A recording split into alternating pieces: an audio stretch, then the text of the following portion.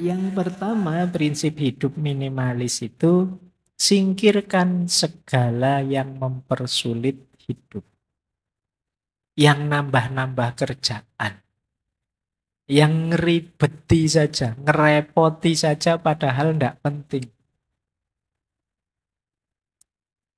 Ya singkirkan saja. Kadang-kadang ada yang agak ada ndak di sini yang suka misalnya dengan ikan misalnya, terus beli akuarium. Awal-awalnya seneng, tapi lama-lama males ngurusi.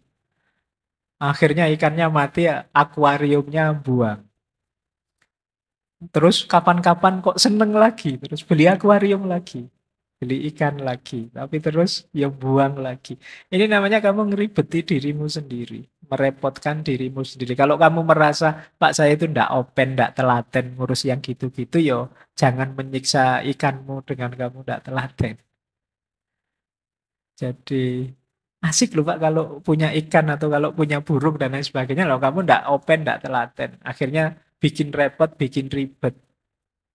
Binatangnya yang tersiksa. Nah, singkirkan saja. Kasih ke orang atau siapa yang memang telaten dengan itu. Jadi jangan membeli, jangan memasukkan dalam rumahmu segala yang mempersulit hidupmu. Yang kedua, ini seperti tadi ya, cintai kekosongan. Suka dengan kelegaan, kelonggaran. Kenapa sih kamu kalau masuk masjid itu rasanya lega, longgar, nyaman? Karena luas, kosong, tidak ada apa-apa. Tapi begitu kamu pulang masuk ke rumahmu, sumpek lagi. Barangmu penuh, tidak karu-karuan. Ada baju yang nyantel di sana, ada baju yang di atas kasur, ada baju yang di kamar mandi, ada baju. Baju saja bisa ada di seluruh penjuru kamar. Belum buku, nanti ada buku yang di rak, ada buku yang di atasnya ada gelasnya, ada buku yang jadi ganjelnya apa. Buku saja ada di mana-mana. Ya pantas kamu masuk kamar terus rasanya kok sumpek ya Pak saya kalau masuk kamar. Salahmu sendiri. Kamarmu terlalu banyak barang yang tidak penting.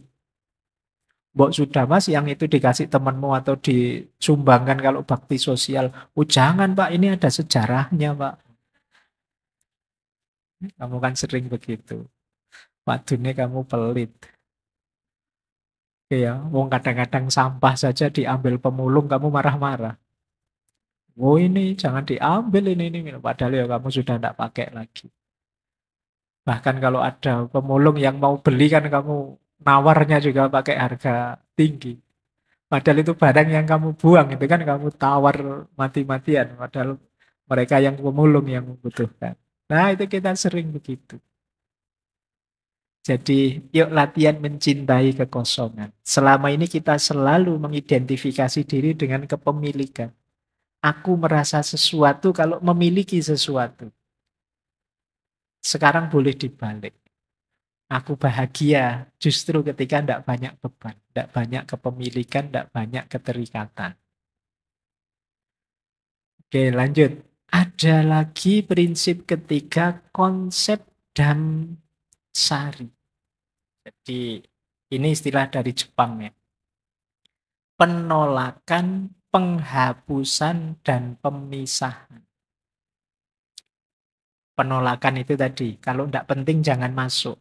Penghapusan itu kalau sudah tidak berguna jangan eman-eman untuk dibuang.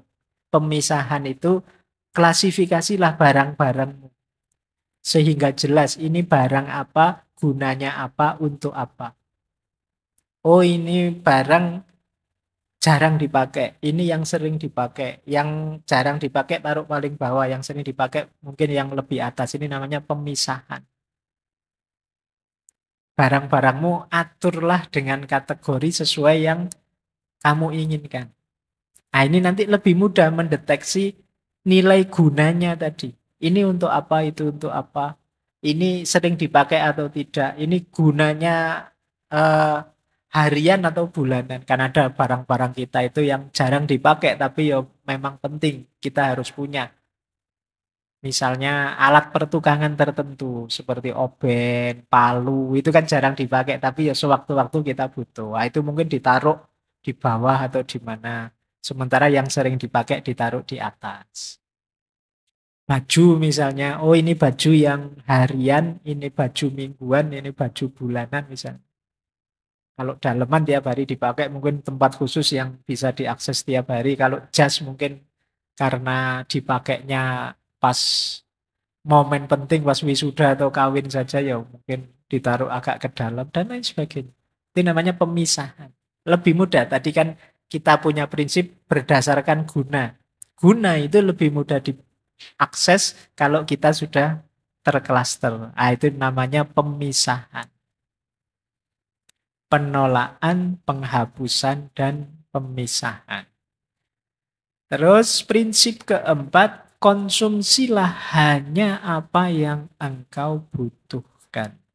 Nanti ada dikotomi antara kebutuhan dan keinginan. Ada beda. Pak, saya ingin beli HP yang terbaru. Itu keinginan. Beda dengan, Pak, saya butuh HP yang terbaru. Kalau memang butuh, belilah. Kalau memang hanya ingin, coba dievaluasi lagi. Jangan Apa lupa benar kamu subscribe membutuhkan channel Mbah itu? Klondong. Terus yang kelima, seperti tadi ya, kepemilikan bukan segalanya.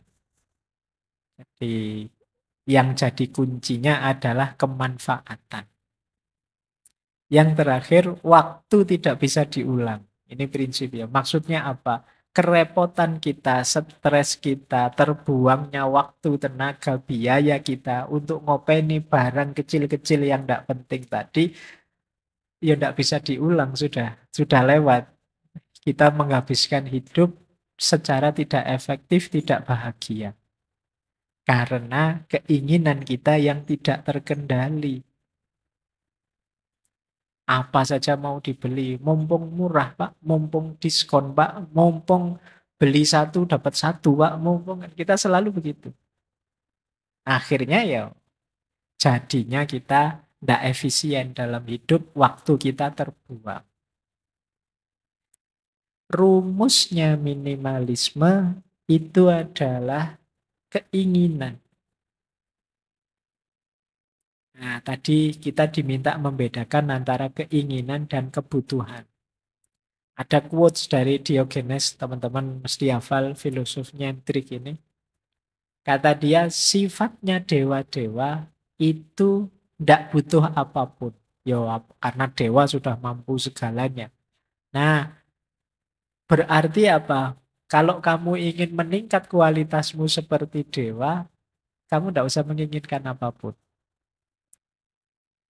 Jadi kalau istilahnya Diogenes, God-like person. Manusia yang seperti dewa. Mungkin teman-teman pernah dengar istilah manusia setengah dewa. Setengah saja ya, karena kalau sepenuhnya nanti berat. Jangan Manusia lupa setengah dewa subscribe itu bukan channel manusia Mbah yang Klondong. mampu segalanya, enggak. Kalau versinya Diogenes, manusia yang mampu tidak menginginkan apa-apa. Jadi yang mampu mengendalikan keinginannya. Ini manusia setengah dewa. Kenapa setengah dewa? Karena manusia itu kecenderungannya tamak, ingin memiliki apa-apa. Begitu dia mampu mengendalikan keinginan, tidak butuh apa-apa, itu dia levelnya tinggi. Ini kata Diogenes. Atau ada dua quotes yang terkenal dari Arthur Schopenhauer. Kata dia, akan lebih baik jika tidak ada apa-apa. Berarti kita tidak punya apa-apa itu lebih baik. Karena ada lebih banyak rasa sakit daripada kesenangan di bumi ini. Setiap kepuasan hanyalah sementara. Menciptakan keinginan baru dan kesusahan baru. Jadi kalau kita mencapai satu kepuasan tertentu, kalau itu levelnya manusia, itu kan sifatnya sementara. Terus kita ingin lagi, ada keinginan baru. Kalau ada keinginan baru, ada kesusahan lagi yang baru. Ini filsafat kehendak atau filsafat keinginan dari Arthur Schopenhauer. Jadi kata dia, hakikatnya hidup itu menderita. Kenapa? Karena kita menjalani hidup dengan dasar keinginan. Orang ingin ini kan sakit. Ingin itu kan berarti ada sesuatu yang ingin dia target dan belum terpenuhi. Itu kan menyakitkan. Pengen punya mobil, pengen punya pacar, pengen lulus cepat. Itu kan keinginan berarti belum terpenuhi. Diri kita merasa sakit, menderita. Sampai keinginannya terpenuhi. Sementara ketika keinginan terpenuhi, manusia kan tidak selesai. Ada lagi keinginan yang baru. Menderita lagi. Sekarang teman-teman mati-matian ngejar biar lulus cepat misalnya. Begitu wisuda lulus, apa selesai? Kan enggak. Ingin segera dapat kerja Pak, ingin segera ketemu jodoh Pak, ingin segera ketemu jodoh bener nikah. Apa selesai urusan? Masih panjang ceritanya, masih banyak keinginan-keinginan yang baru. Jadi hidup ini rentetan dari keinginan ke keinginan. Sementara keinginan itu sesuatu yang menyakitkan. Berarti hakikatnya hidup ini ya penderitaan. Itu versinya Arthur Schopenhauer. Padahal bahkan di balik kesuksesan, di situ ada penderitaan. Kalau kalian mengalami sukses tertentu, jangan lupa ada sisi penderitaan di situ. Baik penderitaan dalam proses menginginkannya maupun mungkin ada hal-hal lain. Di situ ilustrasinya Arthur Schopenhauer, penderitaan hewan yang dimakan selalu lebih besar daripada kesenangan hewan yang makan. Nah, ini maksudnya apa? Ketika kita menaklukkan sesuatu, itu kan ada yang ditaklukkan. Kita menaklukkan itu menang, senang. Tapi yang ditaklukkan ini rasa sakitnya lebih besar daripada senangnya kita yang menang. Jadi logikanya orang hidup kan kadang pakai logika kalah menang. Padahal ya kita mengejar kemenangan sementara kita lupa. Saya mengejar kayak tadi, lulus tercepat terbaik. Wah, kamu mati-matian nilaimu A terus. Kamu nggak pernah memperhatikan, ini loh temanmu E terus nilainya. Dia pontang-panting ngejar kamu nggak bisa-bisa. Dia kalah terus. Nah, misalnya. Nah, ini kan hidup yang kalah menang.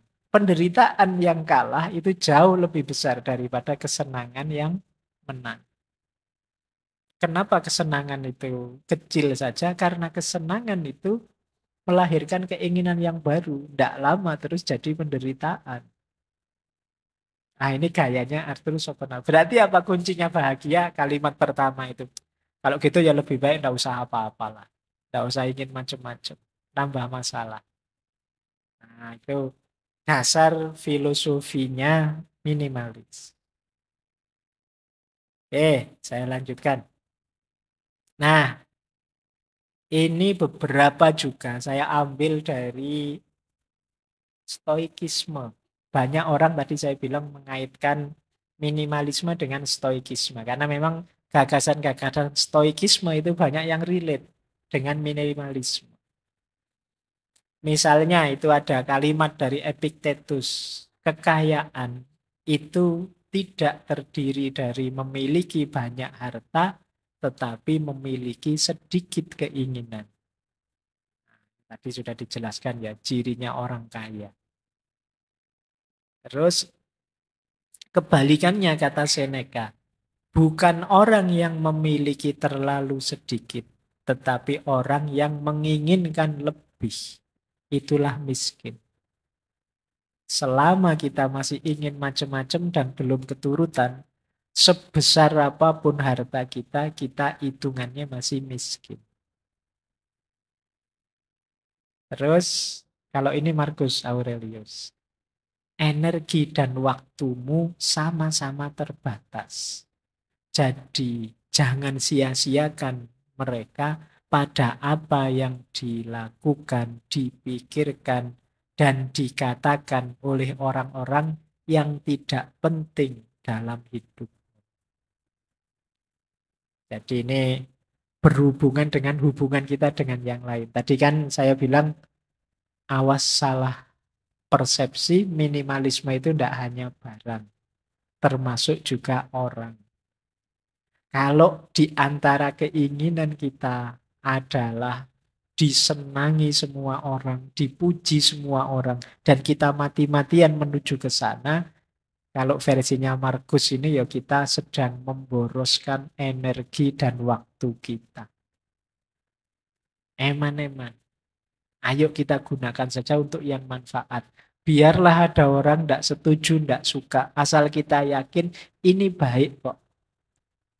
Asal kita yakin ini sudah benar menurutku. Jalan saja. Kenapa ya kalau kita ngeladeni komennya orang, kata-katanya orang, tidak ada habisnya. Tidak mungkin semua orang senang. Tidak mungkin. Pak, saya lihat ngaji filsafat itu kelihatannya senang semua. Iya, viewernya sedikit. Yang tidak senang tidak ngomong, males, apa, tidak berpengaruh. Jadi tidak mungkin semua orang senang. Pasti ada yang tidak senang ya. Kalau ngaji filsafat mungkin yang tidak senang tidak ngomong juga, tidak keluar juga. Ya mereka tidak senang gitu aja. Jadi tidak usah fokus ke sana. Kalau mikir ke sana nanti jangan-jangan waktu dan energimu habis untuk yang tidak penting. Pernah tidak kalian habis posting sesuatu terus bolak-balik kamu tengok yang nge-like berapa ya? Yang sudah nonton view berapa ya? Kalau kamu sering begitu ya kemungkinan energi dan waktumu habis. Sudah kalau kamu anggap postinganmu penting, posting saja. Selesai. Terserah orang apresiasi atau malah buat kontroversi, ngeritik ya monggo saja. Tapi saya tahu yang saya posting ini baik. Nggak usah ngukur komentarnya orang dan lain sebagainya. Nah, ini nasihatnya Markus. Bersih-bersihnya juga ini termasuk contoh bersih-bersih orang lain yang tidak penting. Maka dilanjutkan oleh Markus dengan memprioritaskan hal-hal yang tepat, keluarga, teman, usaha, kesejahteraan, engkau akan menemukan kepuasan dan harmoni. Jadi kalau tadi sudah bersih semua, barang yang tidak penting, teman yang tidak penting, situasi yang tidak penting sudah bersih, di situ kita ketemu harmoni dan kepuasan dalam hidup. Baik, ini filosofi selanjutnya. Yang pertama, filsafat cukup. Hidup ini sebenarnya tidak mengejar lebih kalau kita tidak ingin masalah. Kata Sokrates, rahasia bahagia, engkau tahu, tidak ditemukan dalam mencari lebih banyak, tetapi dalam mengembangkan kapasitas untuk bisa menikmati lebih sedikit. Jadi kamu latihanlah bukan punya banyak hal yang kamu inginkan, tapi latihanlah bisa menikmati yang lebih sedikit dari yang kamu miliki. Itu akan membuatmu bahagia. Jadi kembangkan dirimu ke level bisa menikmati yang sedikit. Bukan ke level punya banyak hal. Punya banyak barang. Nah, nanti kalian akan bahagia. Jadi kalau fokusmu hanya memiliki sesuatu, tadi kamu merasa berarti dengan punya banyak, ayo sekarang latihan, kamu tetap merasa berarti meskipun punya sedikit. Ini namanya bisa menikmati yang sedikit. Merasa cukup dengan yang sedikit. Selanjutnya kata Sokrates, dia yang tidak puas dengan apa yang dia miliki, tidak akan puas dengan apa yang dia ingin miliki. Kalau kita tidak puas dengan yang kita miliki sekarang, biasanya kan kita menginginkan sesuatu. Percaya kalau yang kita inginkan itu tercapai, kita juga tidak akan puas juga. Karena yang kita kejar kepuasan dalam kepemilikan. Sementara manusia itu punya tabiat tamak tadi. Kalau sekedar keinginan, tidak pernah ada habisnya. Coba kalian tanya siapa orang paling sukses di dunia, terus kamu tanya, sudah selesai kah? Tidak pengen apa-apa, mesti masih banyak. Masih pengen ini, masih pengen itu. Tidak ada habisnya.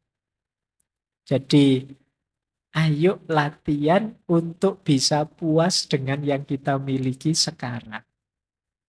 Di situ kuncinya kebahagiaan sebenarnya yang diajarkan oleh minimalisme tadi.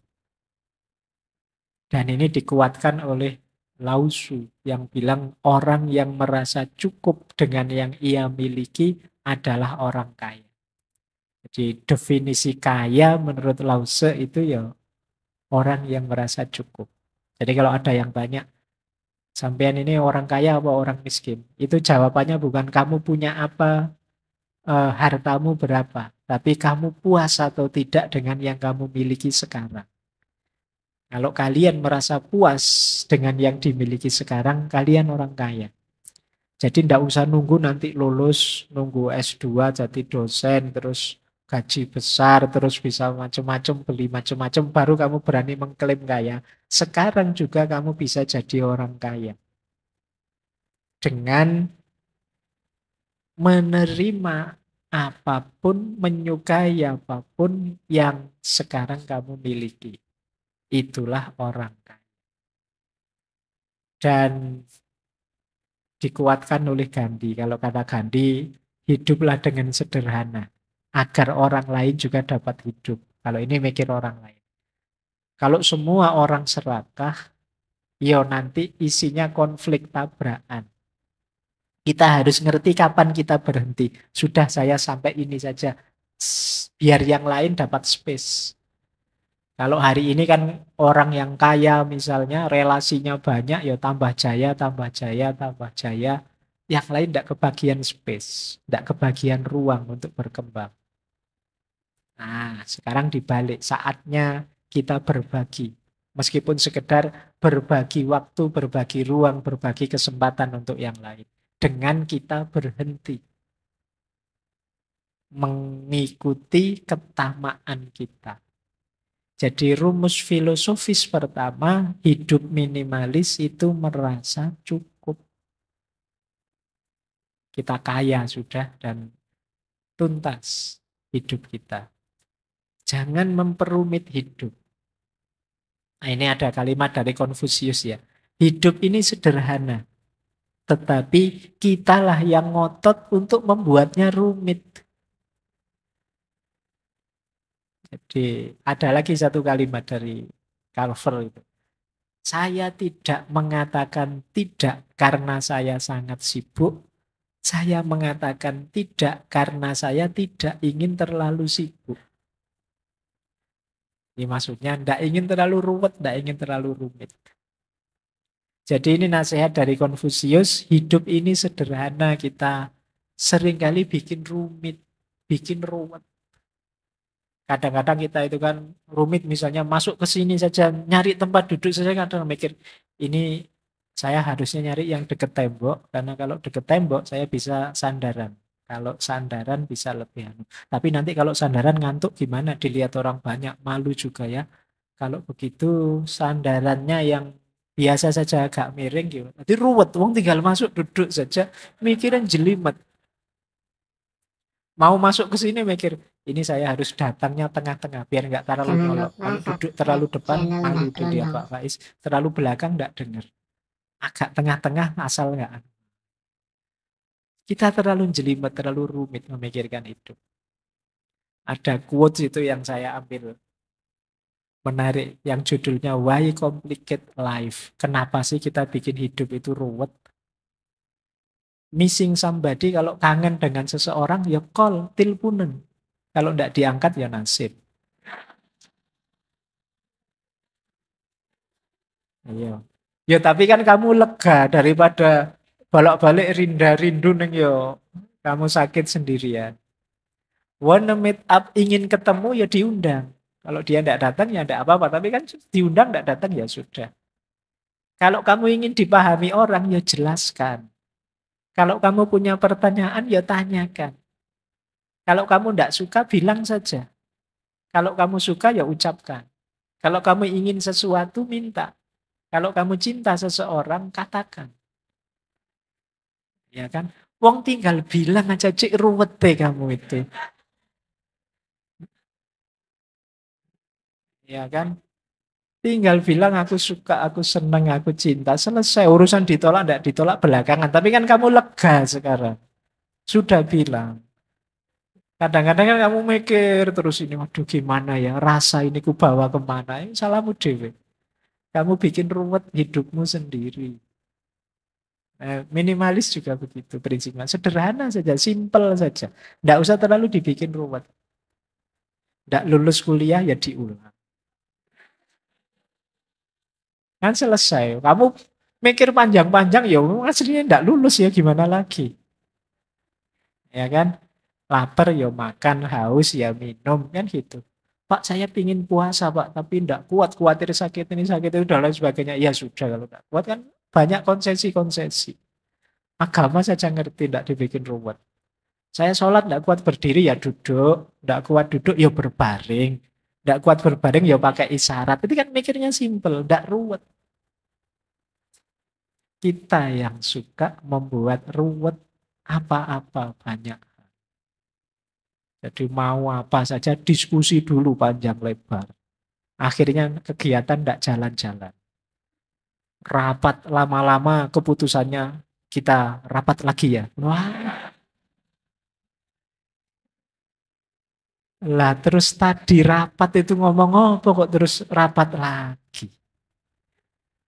Jadi itu kita suka memperumit persoalan. Yuk mikir simpel saja, jangan rumit-rumit. Biar tidak habis waktu, biaya, tenaga, energi untuk yang tidak penting.